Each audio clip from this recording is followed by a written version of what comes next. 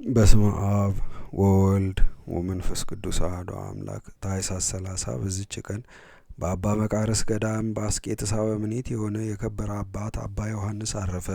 ይህም አባት በተሾመ ጊዜ ቤተ ክርስቲያን በራች፣ ለብዙ ቅዱሳንም አባት ሆነ። ከእርሳቸውም ውስጥ ታላላቅ ከዋክብት የሆኑ አባ ጋርጊና አባ አብርሃም፣ የሀገረ ተሙዝ ኤጲስቆጶስ አባ ሚናስ፣ የሀገረ ስሃ አባ ዘካርያስ፣ ለብዙ ሰዎች ነፍሳት ወደብ የሆኑ እነርሱን የመሰሉ ሌሎች ብዙዎች አሉ። ለሕዝቡ ቅዱስ ቁርባንን በሚያቆርብ ጊዜ ኃጢአተኛውና ጻድቁ ይገለጥለታል። ከቅዱሳን መላእክቶቹ ጋር ጌታችንን ኢየሱስ ክርስቶስንም በመሰዊያው ላይ ብዙ ጊዜ አየው። በአንዲትም ዕለት ስራው የከፋ አንዱን ቄስ ወደ ቤተ ክርስቲያን ሲመጣ አየው።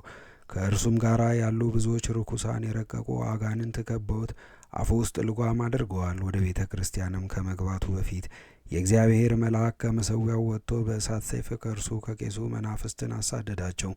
ቄሱም ወደ መቅደስ በገባ ጊዜ መቀደሻውን የክህነት ልብስ ለበሰ፣ ሁለመናውም እንደ እሳት ሆነ። ቀድሶም ለሕዝቡ ስጋውና ደሙን አቀበላቸው።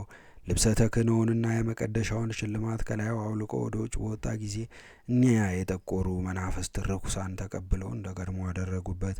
አባ ዮሐንስም ይህን ነገር ለመነኮሳቱ ሲያስረዳ እንዲህ አላቸው። በቅዳሴ አገልግሎት ጊዜ ለኃጢአተኛውና ለጻድቁ ቄስ ልዩነት የለም። ስለ ሕዝቡ እምነት ያ ኅብስት ተለውጦ የክርስቶስን ስጋ ይሆናልና፣ ወይኑም የከበረ ደሙን ይሆናልና። ዳግመኛም በምሳሌ እንዲህ አላቸው። በብረት በወርቅና በብር ላይ እንደሚቀረጽ እንደ ንጉሥ ማኅተም ነው። ማኅተሙም አይለወጥም። እንዲሁ ከካህናትም የክህነት ጸጋ አይለወጥም። እርሱ እግዚአብሔር በጊዜው ጊዜ ለሁሉም ለየአንዳንዱ እንደ ሠራው ይከፍለዋል እንጂ። ይህንም የከበረ ዮሐንስ ታላቅ መከራ ደርሶበታል። አረማውያን በርበር ማርከው ወደ አገራቸው ወስደውታልና ያሰቃዩትም በእነርሱ ዘንድ ብዙ ዘመን ታስሮ ኖረ። ከዚህም በኋላ የክብር ባለቤት ጌታችን ኢየሱስ ክርስቶስ ወደ ገዳሙ መለሰው። ከመሞቱ በፊት የሚሞትበትን ጊዜ አውቆ መነኮሳቱን ሰበሰባቸውና የወንጌልን ትእዛዝ ይጠብቁ ዘንድ በሰማያዊ መንግሥት በጎ ዕድልን ርስትንም ከእርሳቸው ጋር ይቀበሉ ዘንድ እንደ ቅዱሳን አባቶች አካሄድ እንዲጓዙ አዘዛቸው። ከዚህም በኋላ ጥቂት ታመመ። ነፍሱን ሊቀበሉ የቅዱሳንን አንድነት ሲመጡ አያቸውና ፈጽሞ ደስ አለው። ነፍሱንም በእግዚአብሔር እጅ ሰጠ። መነኮሳቱ ወደ ከበረች ቤተ ክርስቲያን ተሸክመው ወስደው በመዘመርና በታላቅ ምስጋና ገንዘው ቀበሩት። እርሱንም ከመውደዳቸው የተነሳ ከተገነዘበት ልብስ ቆርጠው በእነርሱ ዘንድ አኖሩት። ለሚታመም ሁሉ የሚፈውስ ሆነ። የዚህም አባት ዕድሜ 90 ዓመት ሆነ። በግቢግ የሚልዋት መኖሪያው እስከ ዛሬ አለች። ለእግዚአብሔር ምስጋና ይሁን። እኛንም በዚህ አባት ጸሎት ይማረን፣ በረከቱም ከእኛ ጋር ትኑር ለዘለዓለሙም አሜን። በዚችም ቀን ደግሞ የተመሰገነ ዮሐንስ የዕረፍቱ መታሰቢያ ነው። ይህም ተጋዳይ የምንኩስና ልብስን ከለበሰ ጀምሮ የትንቢትና በሽተኞችን የመፈወስ ሀብት ተሰጠው። ዜናውን በአገሩ ሁሉ ተሰማ። ይህን አባ ዮሐንስን ሁልጊዜ የሚጎበኘው አንድ መኮንን ነበረ። የመኮንኑ ሚስት ወደ አባ ዮሐንስ ዘንድ እንዲወስዳት ባሏን ታምለውና ታስገድደው ነበረ። እርሱም የከበረ አባ ዮሐንስ ከ40 ዓመት ጀምሮ የሴቶችን ፊት አላየም አላት። ከዚህም በኋላ መኮንኑ ሄዶ ሚስቱ ያለችውን ለአባ ዮሐንስ ነገረው። አባ ዮሐንስም በእግዚአብሔር ፈቃድ የፈለገችውን እፈጽምላታለሁ አለው። በዚያችም ሌሊት የከበረ ዮሐንስ ለዚያች ሴት በሕልም ተገልጾ እንዲህ አላት። ጻድቅ ያልሆንኩ ወይም ነቢይ የኔን ፊት ታይ ዘንድ የምትሺ አንቺ ሴት ከእኔ ምን አለሽ? እኔስ ከአንቺ ምን አለኝ? እንግዲህ ፊቴን ማየት አትሺ። ይህንንም ብሎ በላይዋ ጸልዮ ባረካት። በማግስቱም የከበረ አባ ዮሐንስ በመንፈስ እንደ ታያት ለባሏ ነገረችው። መልኩንና አምሳያውን አመለከተችው። ከዚህም በኋላ ከብዙ ሙገሳና ምስጋና ጋር ባሏን ወደ አባ ዮሐንስ ላከችው። የከበረ ዮሐንስም ባሏን ባየው ጊዜ ፈገግ ብሎ የሚስትህ ምኞቷ የተፈጸመላት አይደለምን? በዚህች ዕለት በእግዚአብሔር ፈቃድ አግኝታኛለችና አለው። መኮንኑም ሰምቶ ከትሩፋቱና ከደግነቱ የተነሳ እጅግ አደነቀ። ይህም አባ ዮሐንስ ጭንቅ በሆነ ተጋድሎ 90 ዓመት ያህል ኖረ። ከዚህም በኋላ በሰላም አረፈ። ለእግዚአብሔር ምስጋና ይሁን። እኛንም በዚህ አባት ጸሎት ይማረን፣ በረከቱም ከእኛ ጋር ትኑር ለዘላለሙም አሜን።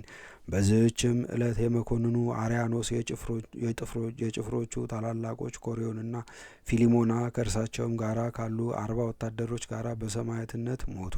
የሰማዕትነታቸው ምክንያት የአክሚም ታላላቆች ከሆኑ ከሰማዕታት ዲዮስቆሮስ፣ ከሰከላቢዮስና ከብኑድያስ የተደረገውን ተአምራት ባዩ ጊዜ የወታደርነት የማዕረግ ሽልማታቸውን ጣሉ። በመኮንኑ አርያኖስም ፊት ቆመው እኛ በእውነተኛ አምላክ በክርስቶስ የምናምን በግልጥ ክርስቲያን ነን ብለው ጮኹ። መኮንኑም ከእሳት ማንደጃ ውስጥ ይጥሏቸው ዘንድ አዘዘ። ራሳቸውንም ሲወረውሩ ብዙዎች አዩአቸው። ገድላቸውም እንዲህ ተፈጸመ።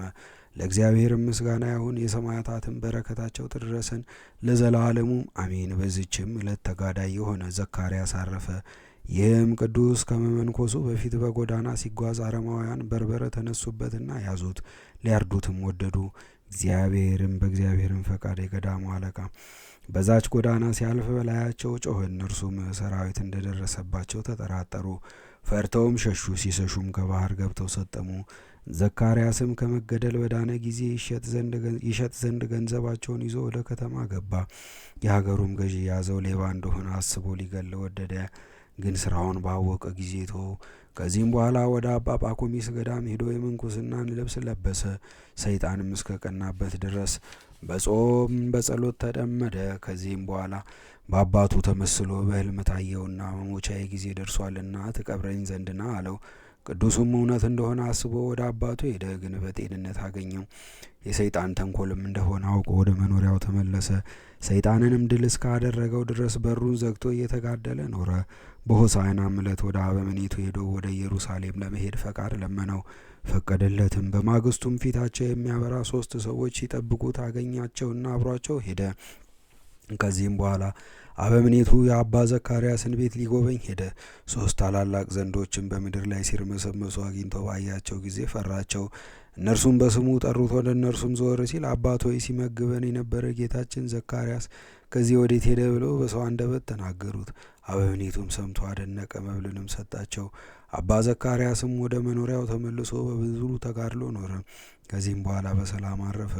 በዚህችም ዕለት ሄሮዶስ የገደላቸውን የከበሩ የነጹ ሕፃናትን መታሰቢያቸውን የኢትዮጵያ ሰዎች ያከብራሉ። ዜናቸውም ጥር 3 ቀን ተጽፏል። በተባረከ የታኅሳስ ወር የሚነበብ ንባብ ደረሰ፣ ተፈጸመ። ለእግዚአብሔርም ምስጋና ይሁን። ፈጣሪያችን አብ ወልድ መንፈስ ቅዱስም በይቅርታውና በምሕረቱ በከበሩና በተመረጡ ነቢያትና ሐዋርያት አማላጅነት በሰማዕታት በጻድቃን በሊቃነ ጳጳሳት በኤጲስቆጶሳት በቀሳውስት በዲያቆናት በደናግል በመነኮሳት በቅዱሳን መላእክትም ልመና ይልቁንም በእመቤታችን በቅድስት ድንግል ማርያም አማላጅነት ርዕሰ ሊቃነ ጳጳሳት አባ ማትያስን ይጠብቃቸው። ሊቃነ ጳጳሳቱንም ሁሉ ይጠብቅ። ከሁሉ በላይ የምትሆን ሐዋርያት ሰብስበው አንድ ያደረጓት የአንዲት ቅድስት ቤተ ክርስቲያን ልጆች የሆን ሁላችንን የሚጠብቀን ለዘላለሙ አሜን።